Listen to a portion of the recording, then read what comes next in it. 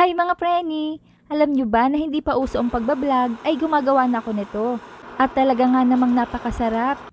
Dahil paghain ko pa lang sa mesa ay ubus ka agad. Kaya naman ngayong araw ay nais kong ibahagi sa inyo ang sariling version ko. Tara simulan na natin!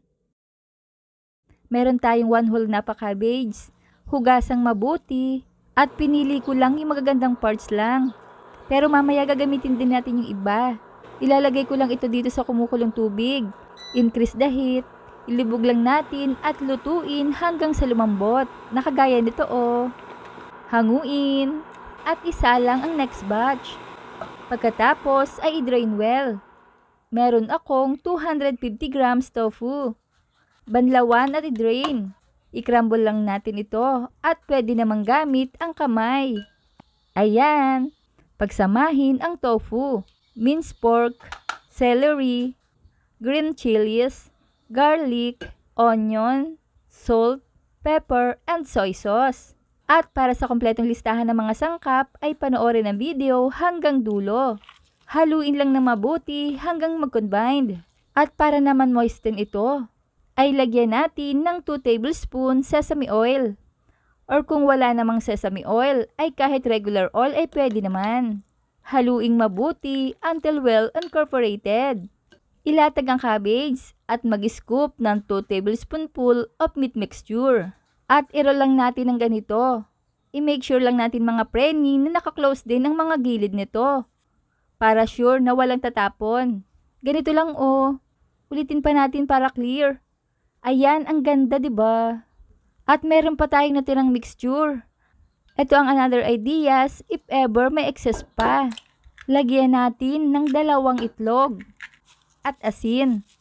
I-mix lang ng mabuti at iprito natin hanggang sa maging golden brown. At ito na ang ating pork tofu omelette. At sinamahan ko din ng talong para sa lunch namin ngayon. Tapos itong cabbage ay merienda namin at hapunan later. At ilatag na natin ang old cabbage dito. Ito yung medyo magulang na. Isalansa natin ang mga cabbage rolls. Pagkatapos ay steam natin ng 20 minuto. Iset over medium to medium heat. Ayan, luto na. Hanguin natin para maisalang naman natin ang next batch. At mga taga saan naman kayang lugar ang nakakapanood ng video kong ito ngayon? Hello po! Sa pinainit na kawali ay maglagay ng sesame oil o regular oil. Konti lang. At ilagay ang steamed cabbage rolls. Ay ang bango mga preni dahil sa sesame oil. Baligtarin at iprito hanggang sa bahagyang maging brown.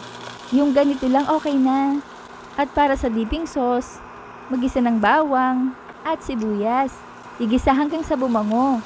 At ilagay ang 1 cup banana ketchup. Saute for a minute.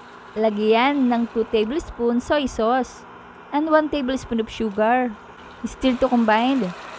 At maglagay ng 1 cup of water. Stir well, then add 2 tablespoons of vinegar. Don't stir for a minute. Ayan, at haluin na. Ilagay ang slurry upang palapot. Stir well at lutuin hanggang sa lumapot. Finish na. At ito na nga ang ating mga cabbage rolls. Merong steam lang at meron ding fried. Ikaw ba, ano ang gusto mo dyan? Pero grabe ha, pareho silang pasok sa panlasa. Samahan pa ng masarap na sauce. Ang liit naman ng kutsara ko. Tikman natin. Wow, perfect. Ang sarap promise. Try nyo. Kaya i-like, i-share at i-follow nyo na ako para updated kayo sa mga recipe ibabahagi ko pa. Huwag kalimutan, cook with love. Thanks for watching. Bye-bye!